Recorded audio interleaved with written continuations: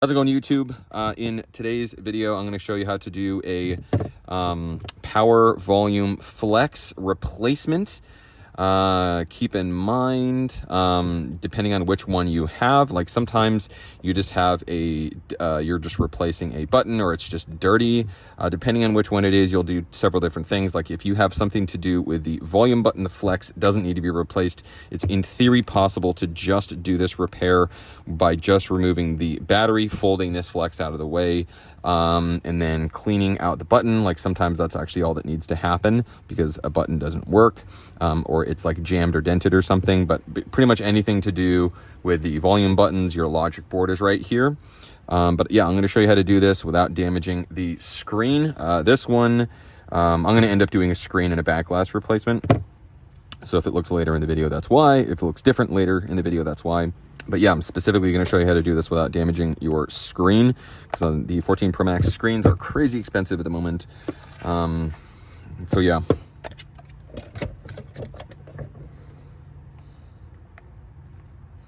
So we have our opening tool. You can get this in the link below or check out eTech Parts. And yeah, there's a coupon code.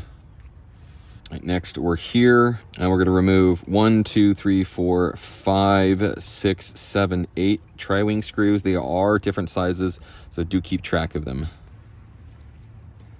You do want to be careful of your flex right here. This goes in between the flex. Next, we're going to disconnect our battery and remove our screen. So you only need to use very sort of light pressure. As you can see, I'm not real. This one's a little bit easy to remove. Next, we're gonna have to remove our battery. And I'm just gonna mention, one of the things that really helps is having access to these tabs. So we're gonna remove our Taptic engine and loudspeaker. So there's gonna be a couple of screws. So there are 4 Phillips screws for the loudspeaker, 2 Phillips, and then there's a standoff, which is underneath here. We can then sort of fold this back, and then we have our Taptic engine. As you can see, we have our... So, first of all, if you've got this far and you think, hell no, I do mailings. Second, I also buy iPhones. Working, broken, whatever. Even if it looks like this, I'm still interested. Link in the description. Let's make a deal. Battery tabs. So the technique that I have is you basically want to get it started, so you'll sort of twirl, and then we have a solid grip. We apply a couple of drops of alcohol.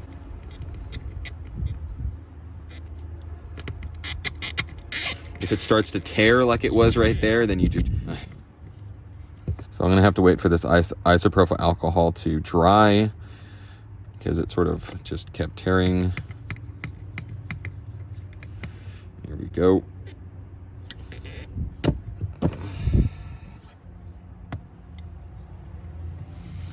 All right, now for the second, and then I'm gonna go retrieve. So I'm just gonna do the twirl method for this whole phone.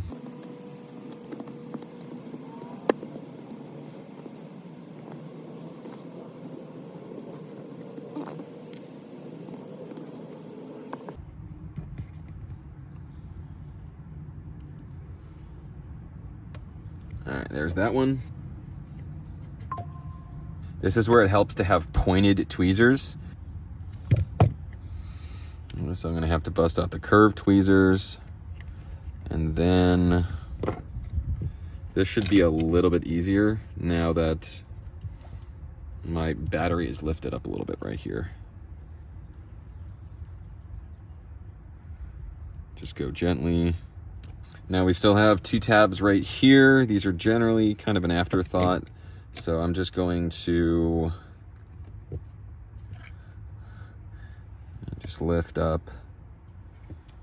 As you see, we had a little bit left over. So I'm going to clean this up, and then I'm going to put my replacement adhesive back on. All right, now we have our battery adhesive. It's not a bad idea to have an extra one of these. You want this black line to just extend ever so slightly beyond. And you want the edge of this to line up with about here. I mean, you can almost see as sort of a general outline where the text is.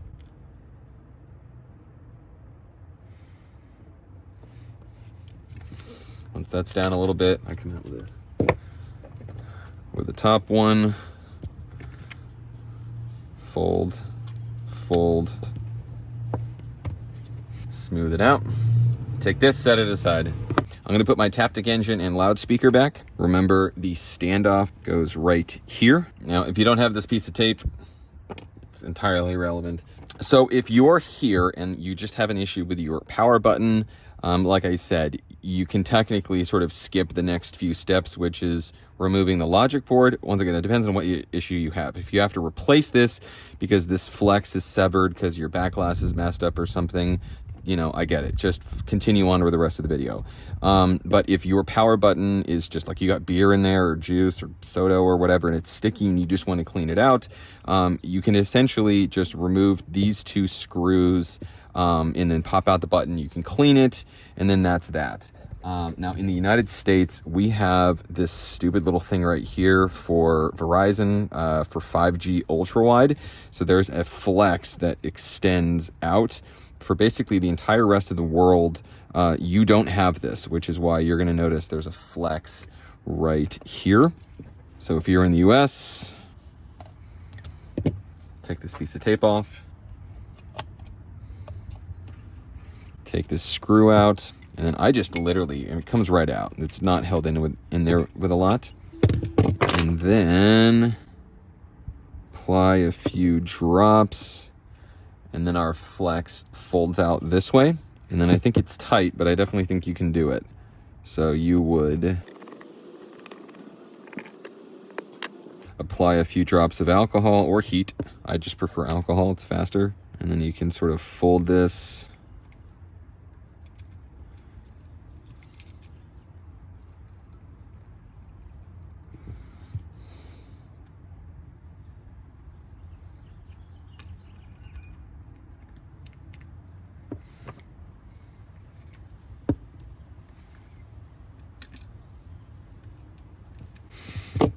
All right, our power flex is now sort of out of the way.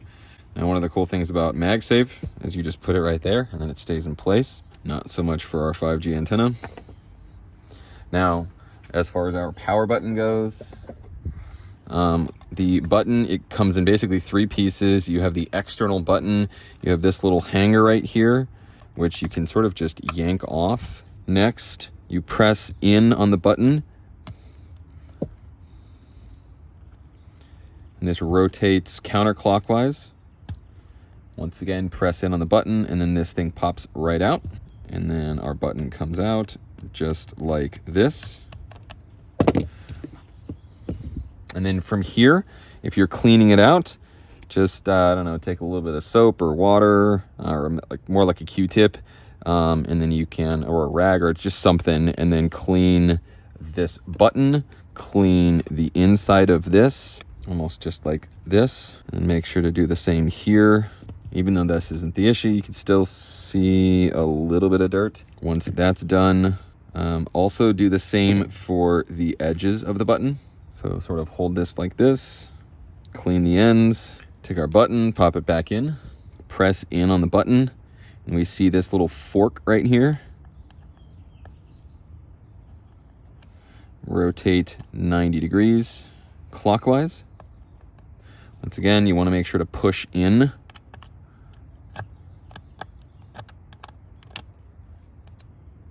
There we go. Let's push down all the way. And you should be able to see this that lines up. Now, sometimes you hear a snap, sometimes you don't. Now, for everyone else that has an entire flex replacement, or if you are swapping the volume buttons, follow along. Now, a couple of things. Our ear speaker, in order to remove our logic board, we need to remove our ear speaker, then our Face ID. Now, the ear speaker is pretty straightforward, but it just pops out. Okay, I'm being too gentle. Literally, you just push right up and it comes out.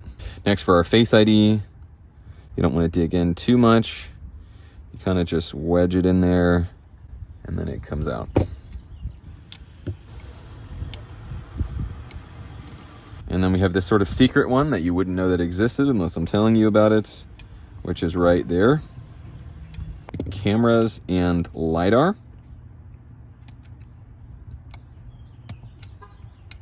Sort of fold these up and out of the way. Our charging port. Also charging port. And then here's the actual power volume flex, and there is a little bit of adhesive, so you can sort of just wiggle it out of the way. It's just that bit of adhesive. We then have standoff 1, 2, and 3. Obviously, if you have a SIM card, you're gonna have to make sure that's popped out. In a lot of the SIM card models, pretty much all of them, right around here, if I had to guess, there's gonna be this little pin, which is probably sticking out, that you wanna push in. I don't know, comment below, did it help you? And then your board should just come right out like that. So if you tore this flex in the process of doing so, it is essentially only necessary if you have Verizon. And if you have Verizon and you tore it, it is soldered to the board. And I do this repair as a mail-in, so reach out to me. The actual volume button bracket, which is 4 Phillips, 1, 2, 3, and then there's a 4th one, which is behind this piece of tape, which may come off in one piece. Now, once again, if you're just cleaning these out, what you can do is we're going to apply some adhesive along this dude and maybe some heat, but we're just going to soak that thing.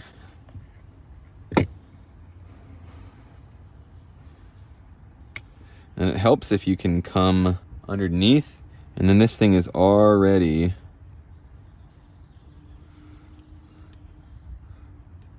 sort of coming up.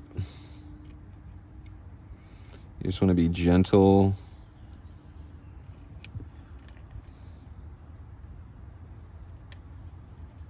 If you're replacing it, I guess you can be a little bit more heavy-handed. Now this is the part where we're going to fold back our ear speaker.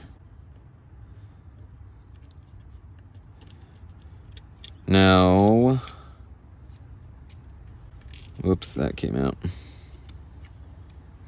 So oftentimes, once again, if you're just cleaning this out, I'm gonna actually get to the removal of this in a sec. But if you're just cleaning this out, you know, your volume buttons, you might as well do the same with your mute switch, because a lot of the times these get sort of clogged with dirt, and you can't use it. Now, this mute switch does have a locking function. So first and foremost, you want the red to go towards you, or orange. I don't know, comment. What color do you see? Next, then you just sort of slide it in the down position and you'll see that it sort of remains in place. Next, you can do the same thing that I did with my power button. You can sort of just use magnetism to our advantage. And then we're going to take off our stupid little hangers. All right. We're going to sort of lift up.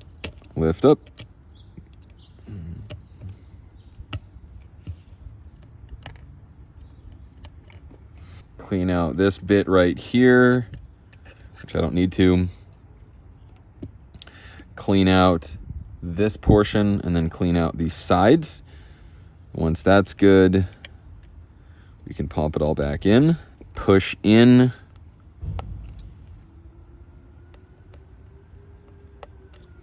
All right, same thing. Push in and then rotate down.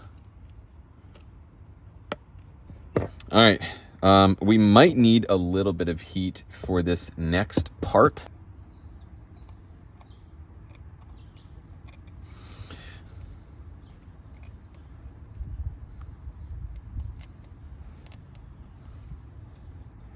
This is with no heat whatsoever. So if you had heat, this would come up a lot easier. And if you can, you get to a point where you should be able to lift up. And if you want to make it far easier for yourself, just apply some alcohol.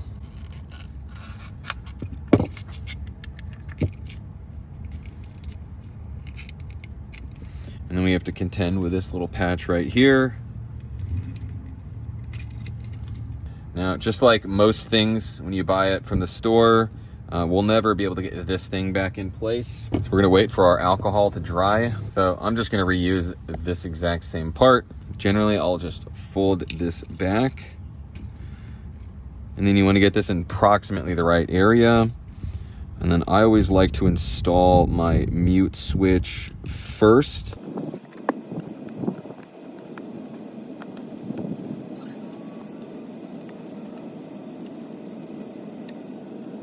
The volume bracket goes in between the mute switch and the frame.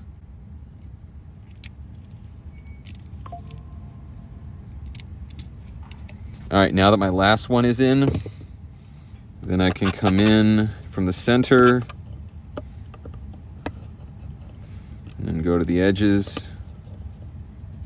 It's very critical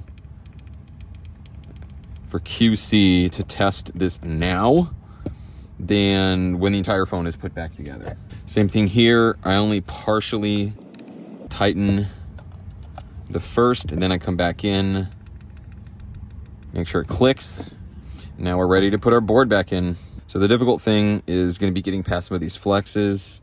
So you can sort of push this, lift up on this one. I got this right.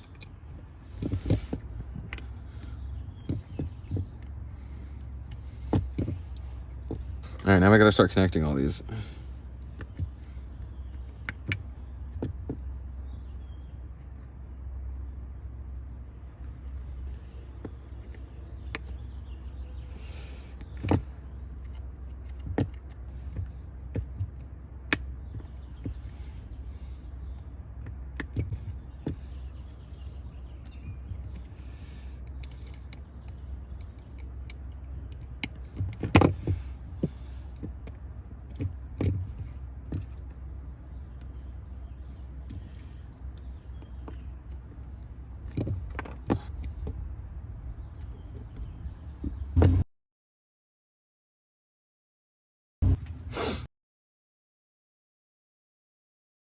Next, Face ID.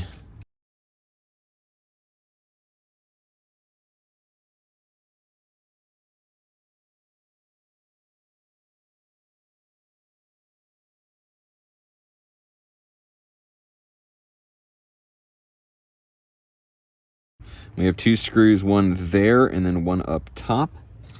Next is our battery. So the technique I have is I like to connect my battery first. The reason being is wherever I place my battery, I know that my flex will have the proper reach. It will then disconnect the battery. All right, here we go. For our screen, make sure our battery is disconnected. We can then come in, connect our battery. We can then test our buttons and our mute switch. Mute switch works. Volume down works, volume up works, power button works. So we're gonna call this a success. Now remember, this little dude goes in between. So say hi to YouTube.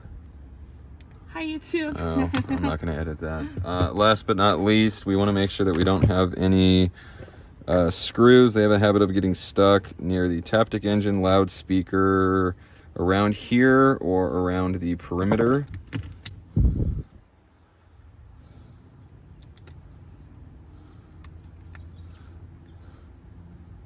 Now, this is not an OEM screen. You'll see how huge that bezel is.